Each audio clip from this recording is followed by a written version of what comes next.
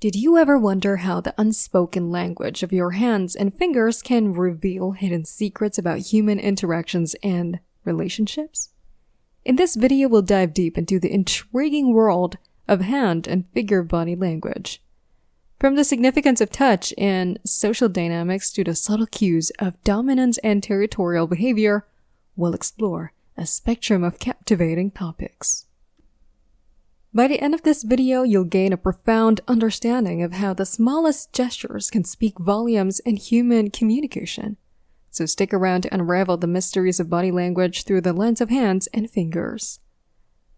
Number 1. Touch and status. In social situations, people with higher status tend to touch those with lower status more frequently than the other way around. For instance, your boss is more likely to give you a friendly tap on the shoulder than for you to do the same to them. This can help you understand who holds what position in a group or setting. Number 2, standing with your hands on your hips like a boss. It's a way to show you're in charge. You've got something on your mind and you're all set to speak up. Here's a little nugget from Joe Navarro. When people line up and strike this pose, they usually have a complaint brewing, like customers waiting in line at an airport. Number 3, hand territory assertion.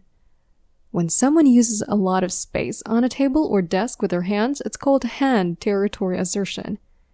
This typically happens when someone is trying to intimidate others and can be noticed when people argue with cashiers in stores. The angrier the person gets, the more space they'll occupy, pushing things away from the table. Number 4, messing with things. Messing around with stuff, that's what we mean when someone fiddles with something using their hands. It could be anything like phones, jewelry, or even pens. We call this kind of body language a pacifier because it helps folks ease stress, although it's usually just a way to kill time. Number 5, touch in relationships. When someone touches another person and that person also touches them back, it means they feel very comfortable with each other. You often see this happen with family members, close friends, and romantic partners. But if you suddenly notice that two people stop touching each other in this way, it's usually a sign that something might be wrong in their relationship. Number 6, moving away from the table. Imagine someone sitting at a table or counter. Suddenly they push their arm and body away from it. It's like they're saying, "I don't like this," or "I feel scared." The faster they do this, the stronger their feelings are. Number 7, putting things in a place. When people fill up their surroundings with stuff, they're kind of saying, "This is my spot." Now, this object arrangement thing can also show how someone feels about you. If someone's in a good mood and likes being around you, they usually tidy up anything between you two. But if things aren't going well or they don't really want to be near you, they might move stuff around to create a sort of wall between you. Number 8, surrogate touching. Surrogate touching is when someone fiddles with objects they hold. But here's the twist. It can also mean something quite special based on the situation. You see, when someone desires to get closer to the person they're with, they sometimes express it by touching nearby objects instead. You might catch them caressing a cup or toying with their pen in a playful way when they're around the person they fancy. In these instances, this body language is actually a form of flirting. Number 9, finger lock. Finger lock is when a person puts the tips of their fingers together, like those bad guys you see in movies. It's a sign of feeling sure of yourself and is mostly seen in people who have authority. Sometimes, instead of just fingertips, the hands can be woven together or slightly bent while still touching. People often use this body language to let others know they really believe in what they're saying. Number 10, putting space between things. Putting space between things is another way of arranging them. When someone moves something away from themselves, like a bowl of chips at the dinner table, it usually means they don't feel good about that thing. For instance, they might be trying to eat healthier. According to Joe Navarro, he's noticed that sometimes. When criminals see a photo with them in it, they tend to push it away to distance themselves from the evidence. Number 11, palms facing down. Imagine someone moving their hands downward with their palms turned down. You've probably seen this on a table, but sometimes people do it in the air too. They usually do this when they want to show they really mean what they're saying, like when they declare strongly, "I didn't do it." The stronger the hand movement, the more likely they're being truthful. Number 12, hands raised. Imagine someone speaking with their palms facing upward, a common sight in TED Talks. This gesture is employed by individuals seeking acceptance or showing their sincerity. Essentially, it's like saying, "I'm open and honest. I'm here to cooperate. I'm not hiding anything." Additionally, this gesture can indicate a display of humility. Number 13, hand wringing. Hand wringing is when someone rubs or squeezes their hands like how you'd squeeze a wet towel. It's a sign that they're feeling bad emotions like worry, uncertainty, or tension. Number 14, limiting hand movements.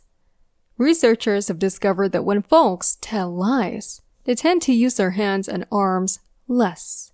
This is because they want to appear less suspicious. But here's the catch. This behavior isn't exclusive to liars. People who are naturally shy or anxious might also reduce their hand movements. That's why it's crucial to stay alert for sudden shifts in behavior. Imagine someone who typically gestures a lot suddenly stops moving their arms when making a statement. In such cases, there's a greater likelihood that they're uncertain about what they're saying compared to someone who doesn't use many hand gestures to begin with. Number 15, shaky hands. Imagine when someone's hand wobble a bit. It might happen when they're super excited or really stressed, like after something scary. But it could also mean something else, like a problem with their body. Maybe it's from using drugs or a serious sickness. Number 16, finger holding. Sometimes people hold their own fingers, often right in front of them. This usually happens when someone is feeling a little unsure or not so confident. It's a natural gesture we use to make ourselves feel better. Number 17, face push. Imagine someone swiftly pushing their hand towards your face, almost like they're telling you to back off. It's like a way of saying, "Hey, stop it," or even trying to be rude to someone. Number 18, touching oneself while answering. This happens when someone uses their hands to do calming movements while giving a response. They might touch their own hand, arm, or leg, which usually means they're not feeling very sure about what they're saying. Number 19, interlace fingers with thumbs down. When someone clasps their hands together, with their thumbs pointing downward, it often means they might not be feeling very sure of themselves, or they could be going through a tough time emotionally. Paying attention to whether someone's thumbs go up and down during the conversations can help you understand their current feelings and how confident they are about what they're saying. Number 20, interlace fingers with thumbs up. Imagine someone holding their hands together with the thumbs pointing upward. When you see this, it often means the person is feeling really confident, kind of like when they steeple their fingers as we talked about before. Improving how you use your body to communicate can be really helpful in lots of parts of life, like work, hanging out with others, and talking in front of a group. Here are some steps to get better at using your body language. Know yourself. First, start paying attention to how to use your body and think about how others might see it. Stay relaxed. Keep your body relaxed with your shoulders loose and your back straight. Sitting or standing up straight is good. Look open. Try to look open and friendly by having an open posture, sitting or standing straight and making eye contact. This makes you seem confident and interested. Lean in a bit. When you lean in slightly during a conversation, it shows that you're paying attention and interested. Don't cross your arms. Crossing your arms can make you seem close off and defensive. Giving a strong handshake. A strong handshake can make you seem confident and professional. Nod and smile. Nodding and smiling show that you're listening and interested in what's being said. Stop nervous habits. Try not to do nervous things like fidgeting or messing with your clothes. Copy the other person. Try to do some of the same things the other person is doing with their body. It helps you connect better. Practice with someone you know. Practice using your body language with a friend or coworker so you can get feedback and get better. Learn from the experts.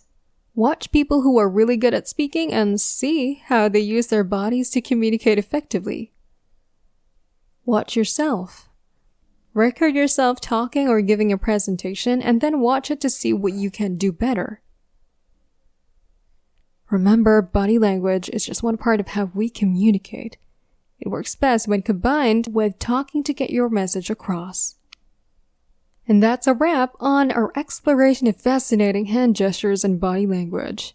We hope you've enjoyed delving into the world of unspoken communication through our hands and fingers. These subtle cues can reveal so much about our interactions and relationships. Now it's your turn. Have you ever noticed any of these hand gestures in your own life? Share your experiences in the comments below. Did you find this video insightful? If so, don't forget to give this a thumbs up and hit the subscribe button for more intriguing insights into the secrets of body language. And if you want to stay updated on our upcoming videos, make sure to ring that notification bell. Thanks for watching, and we'll see you in the next video.